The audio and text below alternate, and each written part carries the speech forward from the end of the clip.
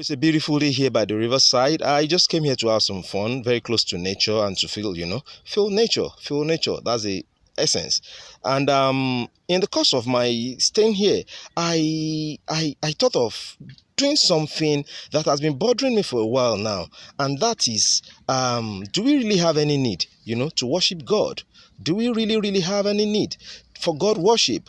I know you'll be like, what's this guy saying? Why won't we worship God, or why shouldn't we worship God? But I just want you to take your time out, listen to me first, and then think about it. Now, as parents, do you demand that your children worship or praise you to establish or validate your parenthood or parental authority? Think about that.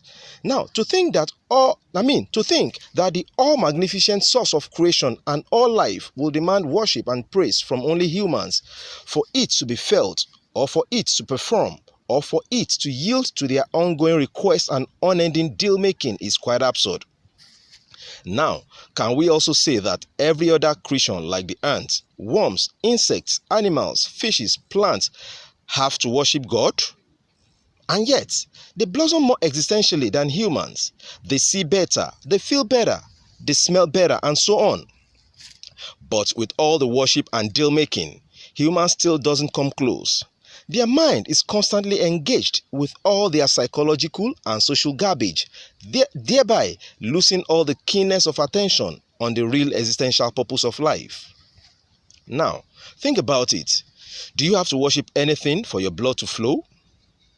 For your kidney to function, for the sun and the moon to shine on you, for the earth to provide you that food and for you to breathe, and for all the natural processes of life to happen, do you have to worship anything? Now, you see, to me, all of this God worship has no existential essence, but only to satisfy your social and psychological conditioning. The truth is that God cannot be worshipped, and doesn't need to be worshipped either.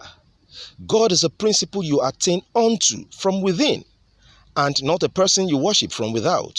The magnificent source of creation functions from within, and from within you, and requires no worship, but only needs to be recognized and realized, which automatically puts you in an eternal state of being of gratefulness and gratefulness.